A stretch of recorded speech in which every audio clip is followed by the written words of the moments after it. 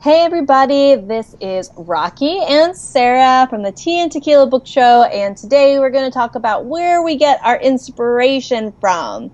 So I'm going to kick it off to Sarah, and she can tell you where her gorgeous ideas are born. Okay, so I can go throughout my life and tell you the different stages, but as a child, I wrote a lot of Sailor Moon fan fiction. So in the beginning stages, it was fan fiction, which a lot of people start there, like Marissa Meyer did. So I feel I'm very real, and her books are amazing. So pick up Cinder if you haven't.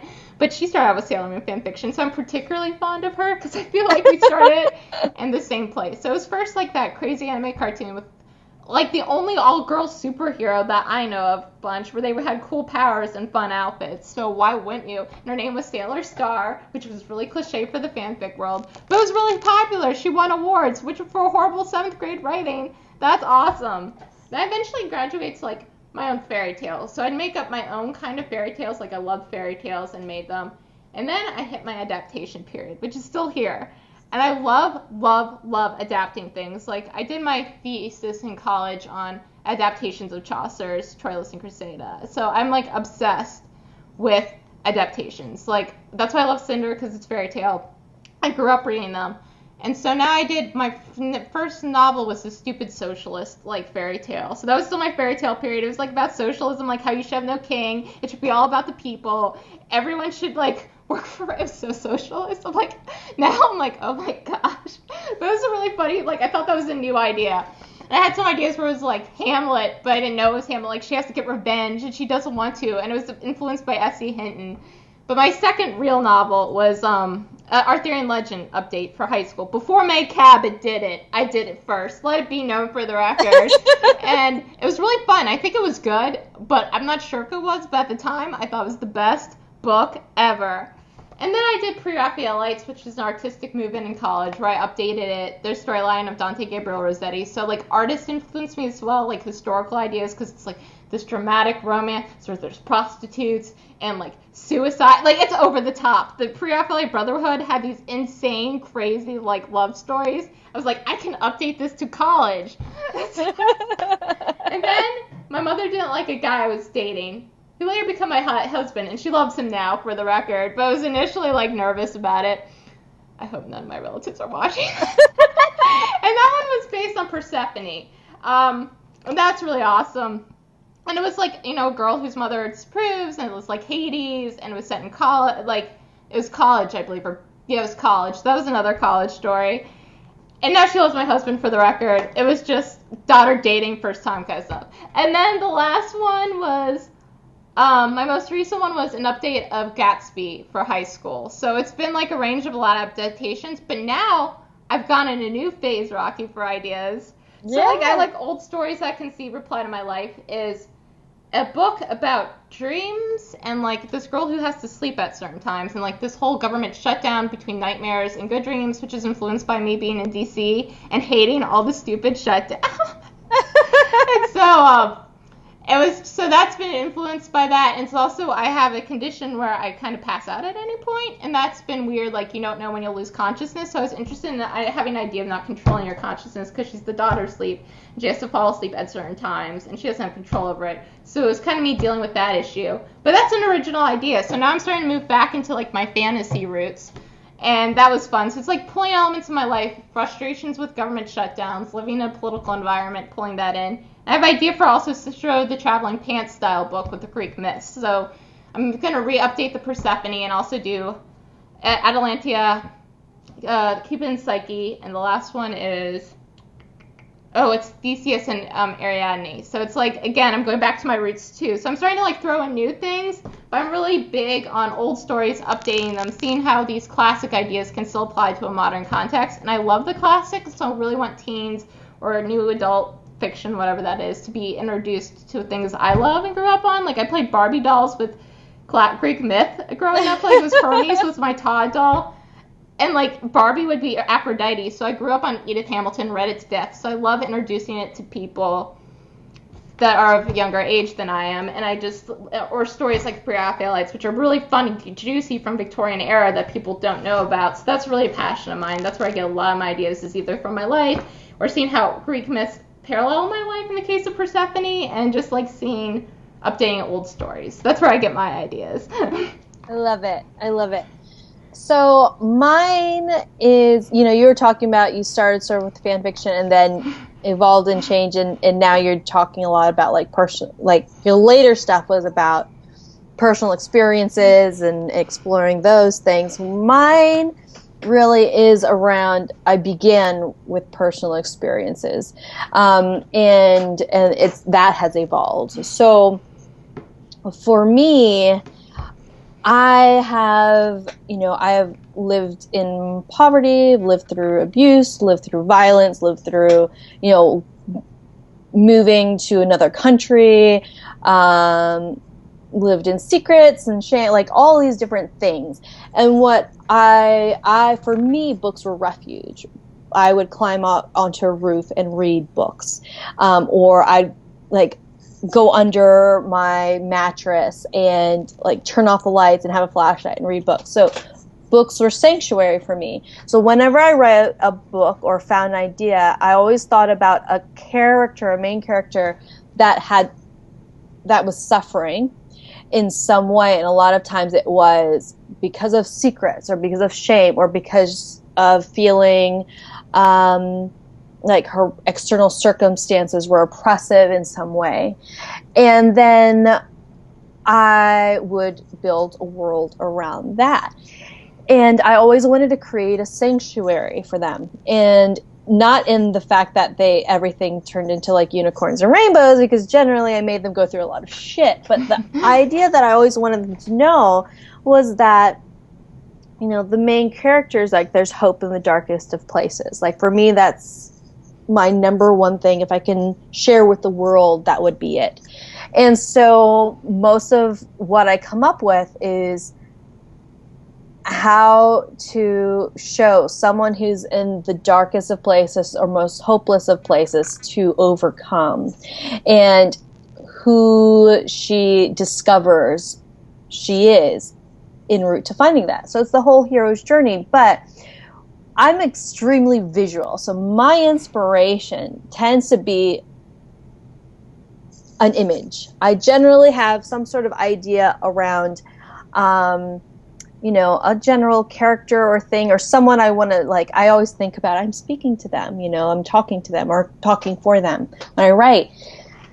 But I am always hit with some sort of image, and it can either be external, like a poster or a chain link fence or a snippet of a music video, or it could be just like a movie in my head. So there's like an image that comes to my head. And so when I am getting ready to write, what I do a lot of times is I am scrolling through Pinterest now. Before there was no Pinterest, you guys. It was sad. It was the catalogs. Were you looking through magazines before?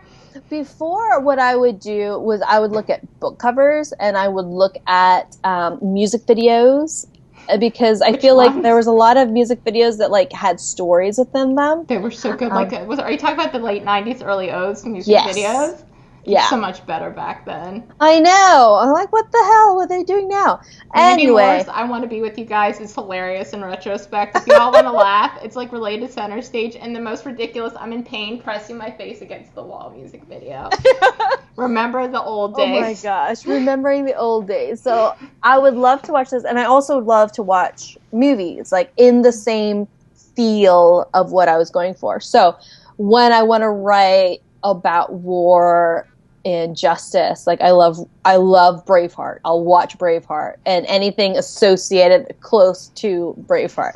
If I'm wanting to write something otherworldly, dark or sinister, or with different kinds of creatures, then I'll have watched what was that movie? Is it Otherworld? Forget the one with the werewolves and the vampires. Oh yeah, with yeah, I know what you're talking about. So for me, movies, visuals, music were all things that really inspired me, because I tend to be the kind of person where it's like just the idea strikes, and then I explore it and then I examine it. So personal experiences is really what's the heart of a lot of my books and what I lean into. But then I use my external environment through media, pop culture, like with Hunger Games. I remember she was talking about how Suzanne Collins was like flipping between channels, like a reality TV show, and the coverage on the war in Iraq, and she merged the two, like the carnage and then this idea of how we put everything on TV. And so I'm very visual and I love traveling because I love to be stimulated by new environments. It's so true. Travel is the number one thing.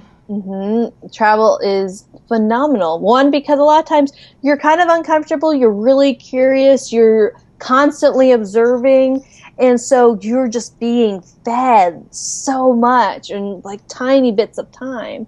And that's why we do retreats, because we know the power of it. So sneak peek, guys, Scotland is coming up. Hashtag get ready, hashtag Scotland in a castle. So it's coming. But so for me, that's where my inspiration comes. I was never I've only just started to consider the idea of adaptations. They're fun. Because one is, Sarah is highly influential, but also I'm glad. I feel honored. But I also love fairy tales, and I had never considered doing adaptations. But then with the market with so many really phenomenal ones, like for me, I love Greek. Oh my gosh, Greek literature, all that, it just would be so exciting for me. But I also get really inspired by things that are in my environment in terms of like my grandmother was a priestess, and so I was exposed to lots of new age spirituality and things like that. And so to explore those things, so one of the series I want to write is all about embodiment of the tarot cards, the major arcana. And so I like to take something and then build up from it. Like I like to take something simple and then just like peel it apart and stretch it out and tease it out into something that's actually new or unique or worthwhile. And it's fun. Like that part of the process is so much fun.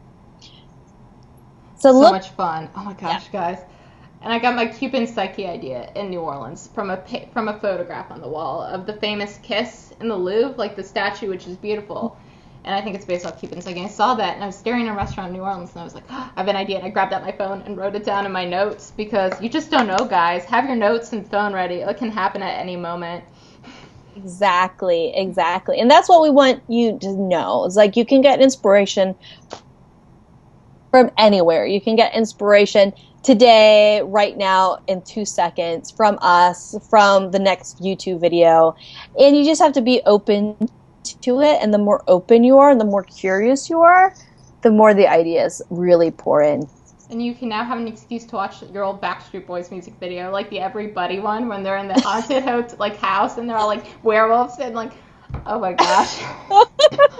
Nick Carter. Those were the days. Wasn't he a mummy? Oh my gosh, watch it again, guys. Watch it again and relive the magic. Oh man, one of my favorite music videos back then was TLC's Waterfalls. Oh, like I just loved. I love stories. That's the thing, is when a music video like told like little stories in it, I was like, yes, good. And then when they didn't, it was either for like I needed the people to be really attractive or they needed to dance really good. So that was my criteria for these videos. Give me stories, give me hot people, give me good dancing. Like if you get one of those, then we'll be okay. Destiny's Child did one where it was like, girl, I know how he treats you or something. It was like one of those songs. There's like this whole video of all the Destiny's Child women kicking a guy to the curb. Oh man, I love this. Or Taylor Swift. I don't like her. I have rants about this on my page. If you all want to read it, it's kind of really hilarious how much I hate Taylor Swift but follow her so intensely. Is that she has these awesome music videos. I will give her this because what's that? You Belong with Me. What was it? Romeo and Juliet song. This clearly whatever. You know what guys I'm talking about. But they have a story behind them. Like her Blank Spaces one is beautiful. Like and they're stunning now. That was great. It's the story and also. Let's have a moment of silence for the beautifulness of Scott Eastwood and her music video that's set in Africa, and it's about Elizabeth Taylor and Richard Burton. What's that one called?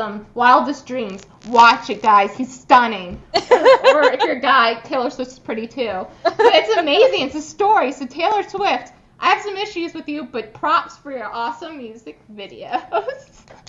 See, okay, you guys, homework, go watch music videos and get some inspiration. So that's all for now from the Tea and Tequila Book Babes. Go get some inspiration and get writing. We'll see you later.